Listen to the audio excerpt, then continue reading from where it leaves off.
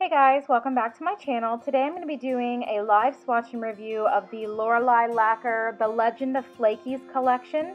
This is the fall collection that we'll be releasing for Lorelei Lacquer. I'm going to start with Hero of the Day, which is this green Crelly that has a lot of green shimmer in it and copper and green chrome flakies. You can really see a lot of shift between the green and the copper as I move the bottle. So I went ahead and put my base coat down, and I'm going to go ahead and start with the first coat. I did 3 coats overall of this particular polish. It's a Crelly, so that's to be expected. But what I loved about this polish is that you can see it goes on in nice thin coats, and there's a really good flaky payoff. It's just jam-packed in there. But it's not super thick and goopy and difficult to work with. It glides right on the nail in a nice thin coat. So I'm going to go ahead and finish up my index finger here with the first coat, and then I'm going to let that dry and come back in for my second coat. First coat is dry, and we're going to start in on the second coat, and again it goes on in a nice thin layer. You can start to see the opacity build here. I do still have visible nail line, which is why I decided to go ahead and do 3 coats. If visible nail line doesn't bother you, you could definitely get away with 2, because like I said before, there's a really heavy, dense amount of glitter in here, and it looks really beautiful in 2 coats. I just did 3 to see if I could get rid of the visible nail line.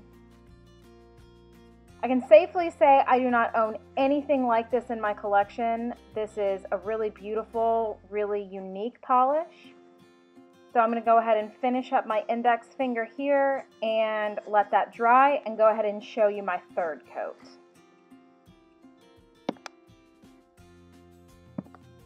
So the second coat's dry, starting in on my third coat, and after I finished my third coat I still had a tiny bit of visible nail line, but it was mostly opaque. A tiny bit of visible nail line does not bother me, and it's pretty common for a Crelly to not be fully opaque. So this one I thought did a really good job of getting pretty close. And again, you can see that there's just lots of shimmer, lots of shifty flakies across the nail, and it went on a nice thin coat, so you don't feel like there's a lot of polish on your nail.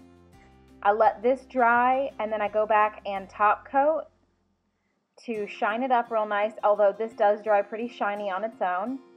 And here's my final swatch picture.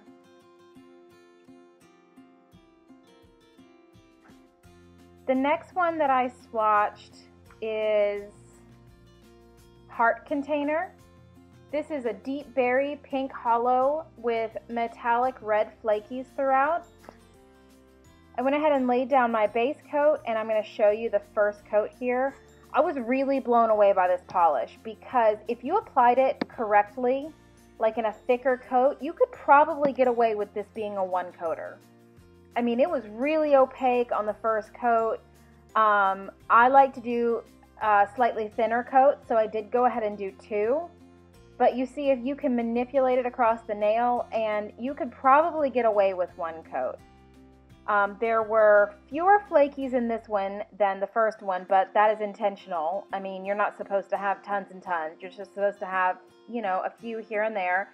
I found that they came out really nicely with the polish. I didn't have to shake or fish or anything like that. They just came out nicely and dispersed across the nail really nicely.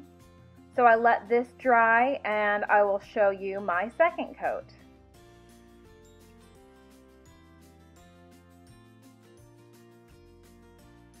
Okay, so now that the first coat is dry, I went ahead and went in for a second coat, and you can really see here a fair amount of flakies, and it's really nice and opaque. There are no brush strokes, and although my filming lights don't really show the holographic very well inside, I do have a swatch photo coming up that's going to show that.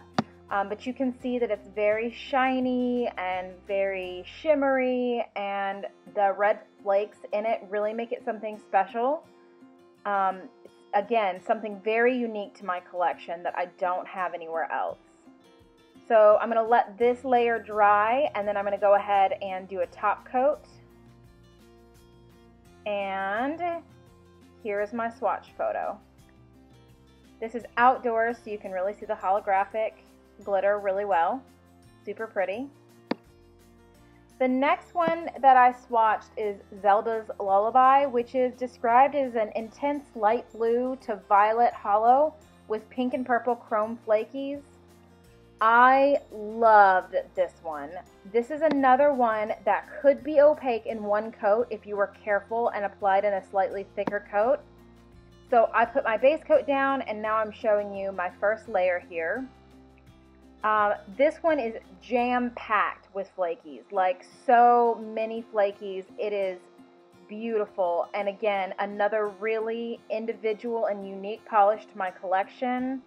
I can definitely see myself wearing this one and doing nail art with it and things like that. I think it would be a really great base for stamping and stuff like that. So I'm going to go ahead and finish up my index finger here. And then I let that dry, and I'm going to go in with my second coat.